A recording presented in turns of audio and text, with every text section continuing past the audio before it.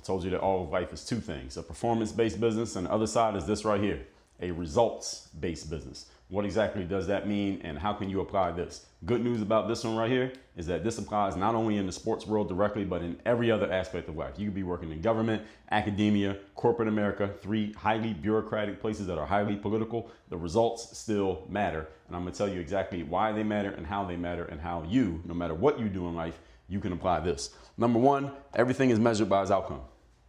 Everything in life is measured by its outcome. You can say whatever you want. You could have done whatever you did. Some people could do things to you, for you, against you, with you.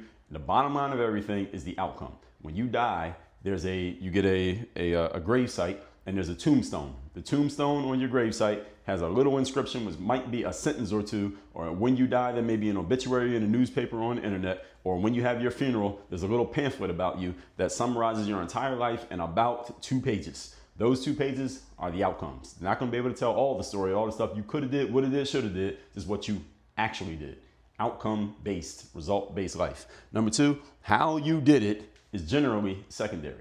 Now, of course, there are people out there who can tell you their story and tell you their strategies and their tips and their process for doing what they did. How you did something is secondary to the fact that you actually did it, to if you did it or if you didn't do it. Person who ends up and goes home with the trophy or goes home with the girl or goes home with the job or goes home with the money is the thing that we're going to remember. How they actually did it over time, history erases the whole story. All that matters is the outcome. All right, who won the first championship in the NBA? You can go look that up, who won, but what was the story of how it happened? Nobody knows because nobody cares. History erases the stories and the details of how things happen, but we always remember the outcome of what happened. That's why you need to focus on the result. And number 3, the story, which we just talked about. It matters only if you get the result. Nobody cares about your story when you didn't win. When you didn't win, you tell a story because you have to, because the story replaces the fact that you didn't get the desired result. When you win, you tell a story because you want to, because everybody wants to know how you did it. How you did it only matters when you win, if you want it to matter. The winners don't have to tell stories if they don't want to. Why? Because they won.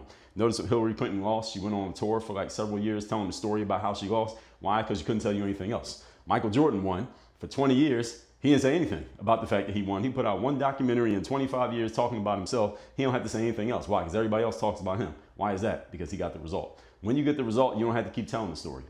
The result itself is a story. That's why we're in a results-based business. You want to learn more about being results-focused, getting nailed down and narrowed down to what really matters in your life and in your business and in your career. Come work with me and Work on Your Game University at workonyourgameuniversity.com.